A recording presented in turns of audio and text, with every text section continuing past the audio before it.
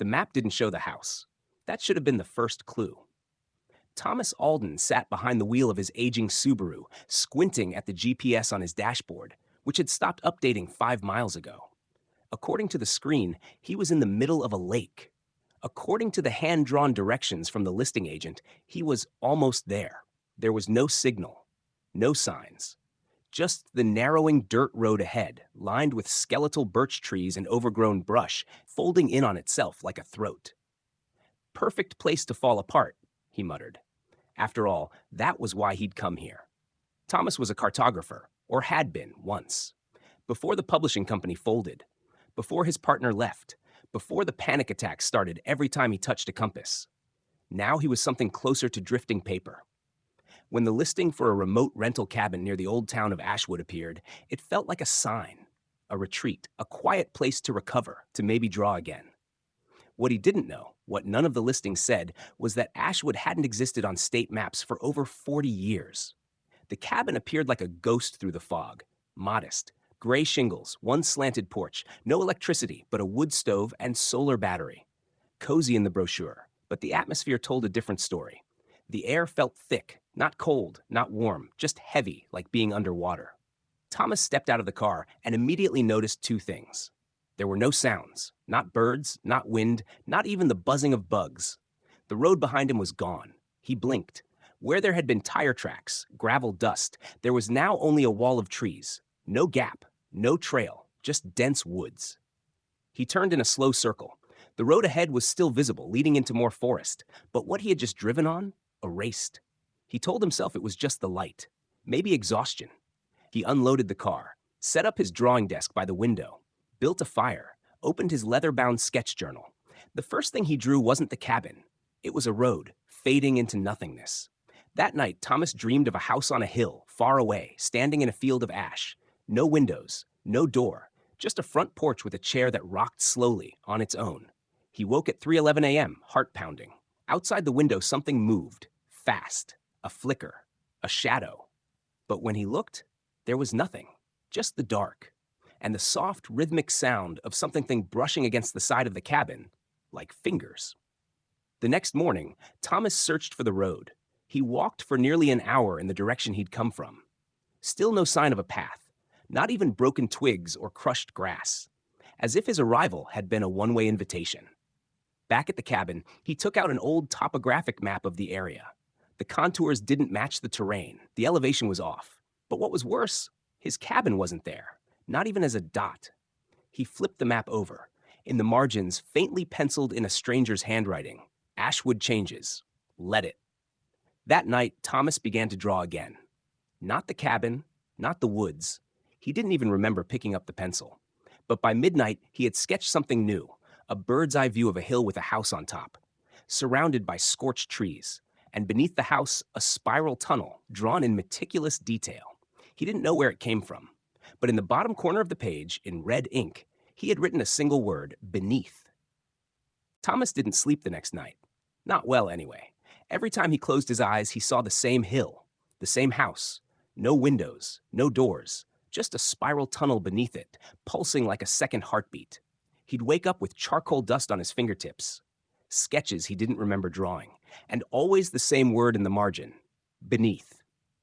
He tried to distract himself, cleaned the cabin, hiked around the clearing, cooked eggs on a portable stove. But every time he opened a map, printed or drawn, the lines would shift, subtle at first. Contours that used to slope west now curved east.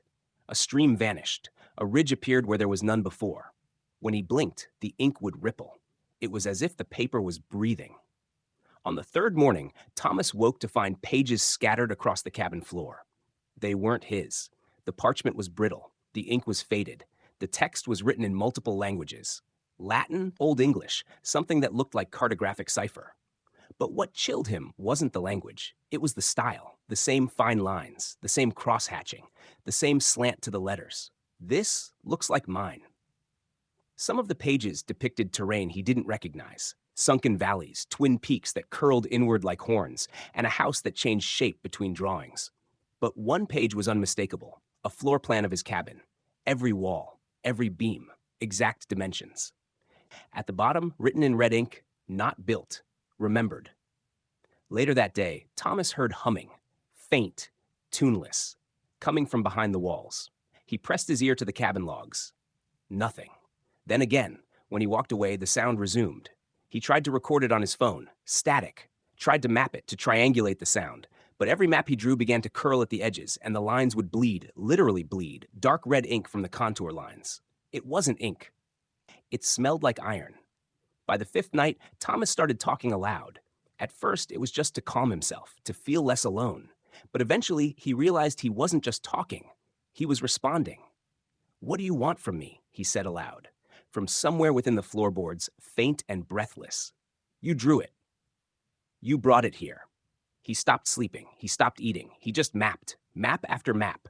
Some of them circular, some impossible, staircases folded into valleys, hills that looped back on themselves. Once, he drew a perfect labyrinth with a dot in the center labeled me. When he tried to redraw the cabin's location, his hand wouldn't obey.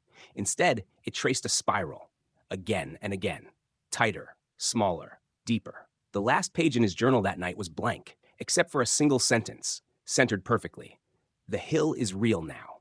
And under that, as if in a child's handwriting, "She's waiting for you there." The next morning, Thomas packed a bag, water, a flashlight, a compass that hadn't worked since the first night, and his leather-bound journal, now nearly full, the final pages all bearing the same repeated word, beneath.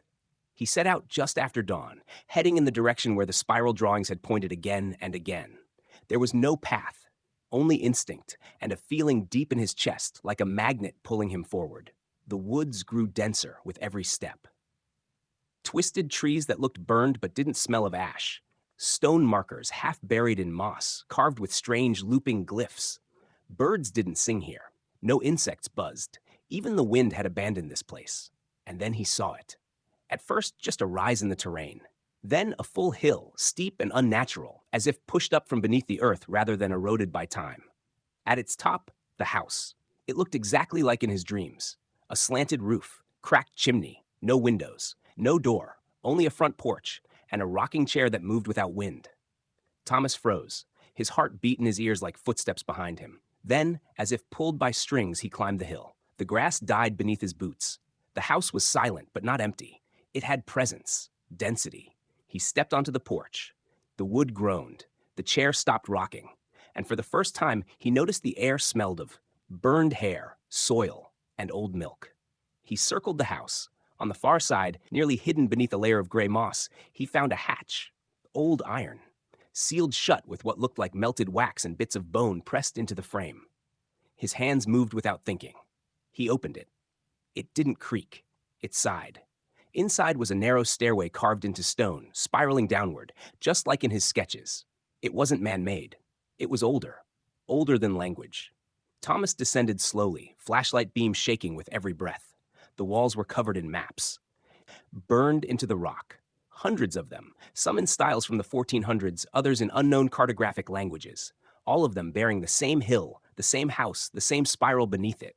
And in the center of each map, one word, beneath. At the bottom, the tunnel widened into a chamber. And there, in the middle, sat a wooden table covered in parchment. On it, a map. Unfinished. He recognized the hand instantly. His own. But what disturbed him wasn't the familiarity. It was the final mark on the page. A small symbol in red right over where he stood. A drawing of an eye. Open. Watching. He dropped the flashlight. It landed with a soft crunch, not on stone but paper. He looked down. The entire chamber floor was made of maps, stacked, preserved, layer upon layer of history, all leading here. Then he heard it. A voice, not spoken aloud but vibrating in his bones. "You're the last, Thomas." The final hand. Mapmakers do not chart the world. They summon it. He turned back toward the stairs, but they were gone. The tunnel behind him had closed, replaced by solid wall covered in a fresh, clean sheet of parchment. Blank, except for a single inked note scrawled at eye level. "Draw the way out." And below that was a mirror. No reflection, only the hill, and a rocking chair. Waiting. Thomas stared at the blank parchment stretched across the stone wall. The ink in his hand, the same red he never remembered bringing, began to drip without touching the pen to paper. It bled down his wrist like it had been waiting. The message etched into the wall pulsed in the dark like veins under skin. "Draw the way out." He pressed the ink to the parchment. His hand moved, not by his own will, but by something older, deeper. Spirals, tunnels, a room shaped like a spine. As he drew, the walls began to move, literally, shifting, realigning. What was once a sealed chamber now cracked open, revealing a passage slick with dark moss and faint whispering breath. He stepped inside. The air was thicker here, humid and wrong, like breathing into someone else's lungs. The tunnel sloped downward again, steeper this time. The only light came from faint phosphorescent symbols etched into the walls, not drawn, but alive, crawling, rearranging themselves when he wasn't looking. They whispered, "Thomas, mapmaker, last line, final ink." At the bottom of the path was a chamber of mirrors, but none reflected Thomas. Instead, each mirror showed his childhood bedroom, empty, a dinner table with no plates, his ex-partner asleep alone, mouthing his name, his dead father standing by a tree, pointing at something behind Thomas. He turned. There was no one there. Only a spiral staircase made of bone, leading down one final time. He descended, no longer afraid, just resigned. The bottom was not a room. It was a void, shaped like the house above, but upside down, inverted. In the center sat a desk made of black glass, and across from it, seated in perfect stillness, was another Thomas. Older, thinner, hollow-eyed. He looked up, smiled, spoke without moving his mouth. "Now you take the desk. That's how we go home." Thomas tried to speak, but the words didn't come. The other Thomas stood, walked past him slowly, and disappeared into the dark. No footsteps, no sound. Gone. And now, there was only one chair. The map on the desk was half finished. The ink was wet. It showed a town that didn't exist, a forest that shifted, a hill that grew when no one watched. At the very bottom, in tiny shaking letters, who drew the first one? Thomas sat, not because he wanted to, but because he knew this was what he was always meant to do. He picked up the pen. The tip bled before it touched paper. The desk breathed beneath his hands. And for the first time in days or weeks or years, he began to draw not a map, but a trap. Not for others, but for himself. Thomas doesn't remember when he stopped drawing. He only remembers when the house on the hill stopped waiting. Days, months, maybe years pass inside that spiral chamber. Time folds. The maps fold. And Thomas folds with them. He forgets his last name, his face, but never the pen. Never the sound of it scratching on parchment that seems to grow thicker every night, like skin. Outside, the woods change. The road returns, but only sometimes. Sometimes a traveler makes it through, a hiker, a surveyor, a boy with a drone and no signal. And each time, the cabin is different. Older, newer, shifted 5 degrees northwest, sometimes covered in ivy, sometimes burned to its foundation. But it is always there. And the hill is always waiting. Then one day, someone else arrives. A young woman named Clara, fresh out of grad school, specializing in historical topography. She found mention of Ashwood in a forum no longer online. She printed out one of Thomas's old sketches, archived deep in a forgotten digital folder. It led her here. She parks her car at the edge of the woods. She walks to the cabin, noting that her compass won't stop spinning. She sees the hill.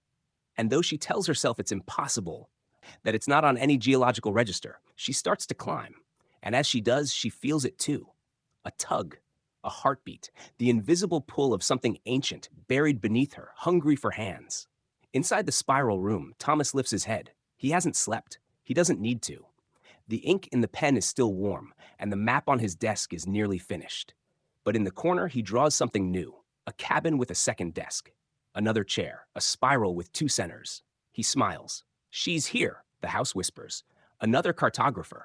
Another chapter. Then Thomas stands, walks out of the room, out of the house, into the woods, and disappears. Somewhere, Clara sits down at the desk, picks up the pen, opens a blank page. She doesn't notice that the parchment is already drawing itself, that outside the house, the forest leans a little closer, that on the last page of Thomas's journal, scribbled in frantic ink, it reads, "We never make the maps. They make us."